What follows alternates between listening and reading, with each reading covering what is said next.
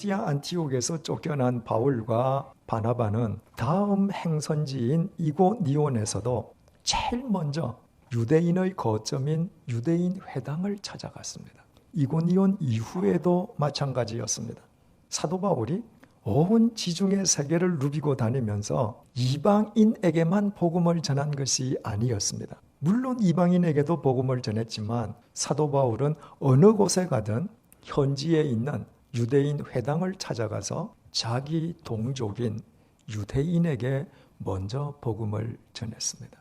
사도 바울은 본래 교회를 짓밟던 폭도였지 않습니까? 그 폭도를 주님께서 다메섹 도상에서 마치 핀셋으로 집어내시듯 당신의 도구로 불러내셨습니다. 주님께서 사도 바울을 이방인만을 위한 당신의 도구로 선택하신 것이 아니었습니다.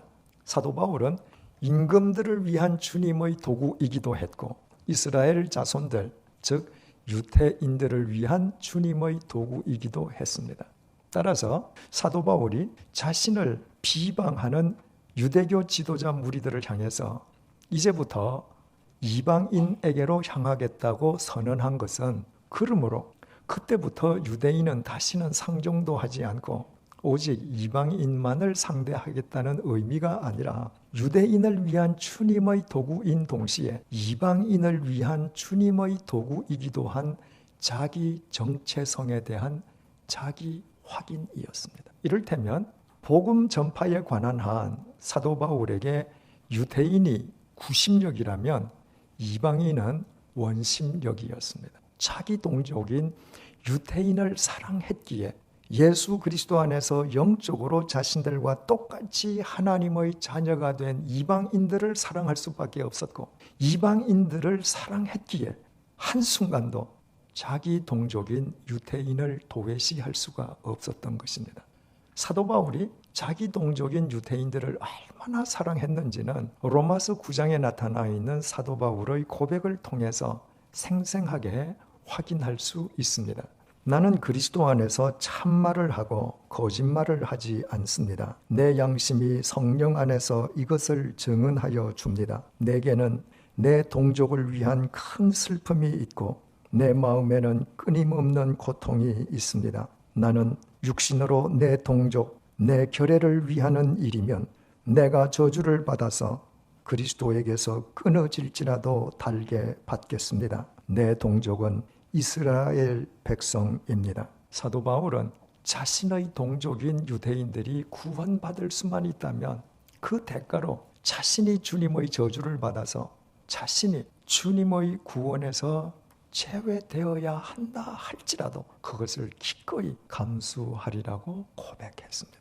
그 정도로 자기 동족 유대인을 사랑했기에 사도 바울은 가는 곳마다 현지의 유대교 지도자 무리로부터 온갖 박해와 핍박을 다 당했지만 동족 유대인들에게 복음 전파하는 일을 단념하지 않았습니다. 사도 바울에게 자기 동족인 유대인 사랑은 어떤 경우에도 포기할 수 없는 자신의 숭고한 사명이었습니다. 이유는 간단했습니다. 하나님께서 자신을 유대인의 혈통을 이어받은 유대인으로 태어나게 하셨기 때문입니다. 만약에 하나님께서 사도 바울을 명목상의 로마 시민이 아니라 로마인의 혈통을 이어받은 로마인으로 이 땅에 태어나게 하셨더라면 두말할 것도 없이 사도 바울은 누구보다도 자기 동족인 로마인을 먼저 사랑했을 것입니다. 그러나 바울의 위대한 점은 자기 동족 사랑을 동족 사랑으로만 머물게 하지 않았다는 것입니다. 사도 바울은 자기 동족인 유대인을 사랑했기에 바로 그 사랑으로 이방인, 다시 말해 인류를 사랑했습니다. 인류를 사랑했기에 그 인류를 구성하고 있는 자기 동족을 한순간도 소홀히 할 수 없었습니다. 사도 바울에게 자기 동족 유대인 사랑은 인류 사랑을 향한 출발점인 동시에 원동력이었습니다. 참된 사랑은 어떤 경우에도 어느 한 곳에 머물미 없이 계속 흘러가기 마련이기 때문입니다. 자기 동족을 그토록 사랑했던 사도 바울에게 동족 사랑은 비록 로마 제국의 식민 지배를 받고 있기는 하지만 이스라엘 사랑, 곧 나라 사랑과 동의어였습니다. 자기 동족을 사랑했던 사도 바울이 자신의 동족 사랑을 예수 그리스도 안에서 인류 사랑의 출발점으로 승화시켰음을 일깨워주는 본문 앞에서 우리 각자 우리 자신들을 되돌아보지 않을 수 없습니다. 어떻습니까? 우리는 얼마나 우리 교회를, 우리 나라를 사랑하고 있습니까? 평상시에 교회를 사랑하고 나라를 사랑한다는 것은 매사에 법을 준수하는 것으로 나타납니다. 법을 지키지 않고 나라를 사랑하고 교회를 사랑하자는 것은 공허한 헛구호에 지나지 않습니다. 법을 무시한다는 것은 결국 이웃에 대한 피해와 나라를 무너뜨리는 결과를 초래할 수밖에 없기 때문입니다.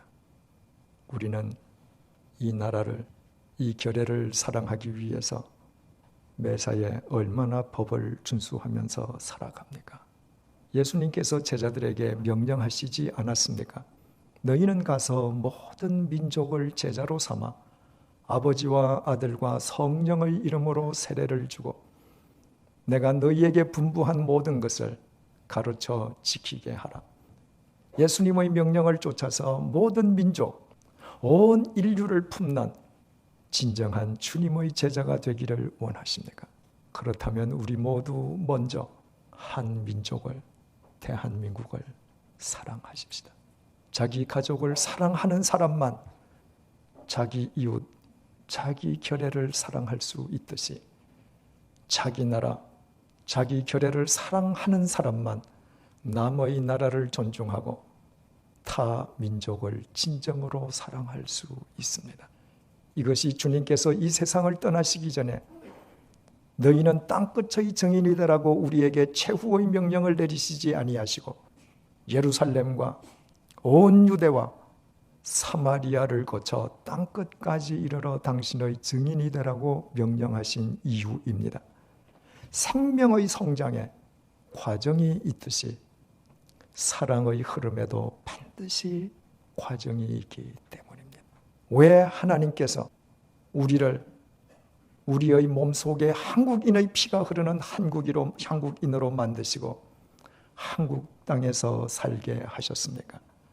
우리로 하여금 먼저 한 민족과 대한민국을 사랑하게 하심으로 우리의 그 사랑을 인류 사랑을 위한 출발점으로 승화시켜 주시기 위함입니다.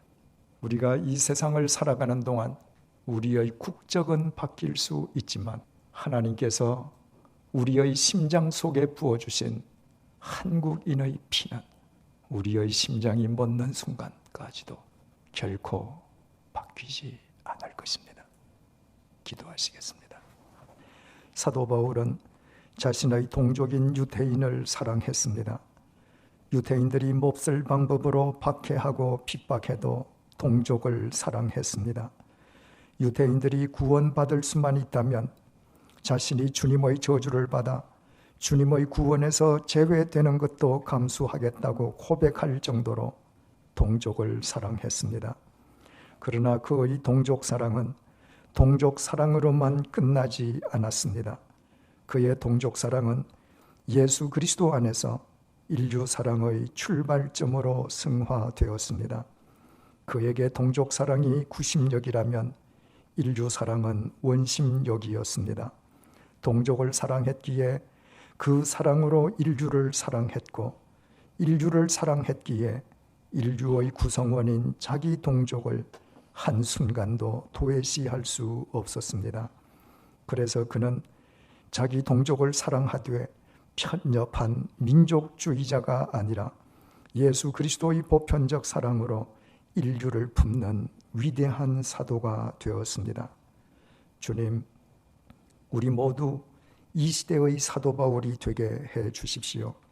하나님께서 우리를 한국인으로 한국 땅에서 살게 하셨사오매 우리 모두 예수 그리스도 안에서 먼저 한 민족을 사랑하고 대한민국을 사랑하게 해 주십시오.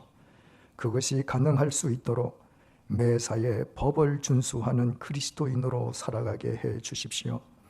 우리가 오늘과 같은 번영과 안정을 누릴 수 있게끔 지난 세월 동안 이 나라와 민족을 지키기 위해 피 흘리고 생명마저 아끼지 않은 순국선열과 전몰장병의 호국정신을 잊지 않도록 도와주십시오. 우리의 결의 사랑과 나라 사랑이 예수 그리스도 안에서 인류 사랑의 출발점으로 승화되게 해 주십시오. 그리하여 우리로 인해 이 땅에 살아갈 우리의 후손뿐 아니라 지구 반대편에 살고 있는 다른 민족들까지도 주님의 은총과 평안을 더불어 함께 누리게 해 주십시오. 예수님의 이름으로 기도드립니다. 아멘.